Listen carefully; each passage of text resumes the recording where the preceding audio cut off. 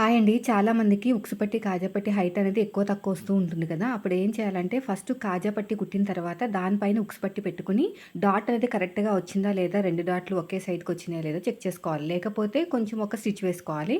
అది అయిపోయిన తర్వాత షే బెల్ట్ దగ్గర కూడా చెక్ చేసుకోవాలి ఎక్కువ తక్కువ ఉందా అని. నేనైతే కొంచెం ఎక్కువ వచ్చిందండి. కొంచెం ఓపెన్ చేసేసి మళ్ళీ కొంచెం ఖర్చు అనేది స్టిచ్ వేస్తున్నాను. చూడండి అలాగే స్టిచ్ వేసేసుకుంటే మనకి ఈక్వల్‌గా వస్తదనమాట. చూసారా? అడ్జస్ట్‌మెంట్ అయిపోయిన తర్వాత ఇలాగ టాప్ స్టిచ్ వేసేసుకొని ఇప్పుడు ఉక్స్ పట్టి స్టిచ్ చేసుకోవాలి.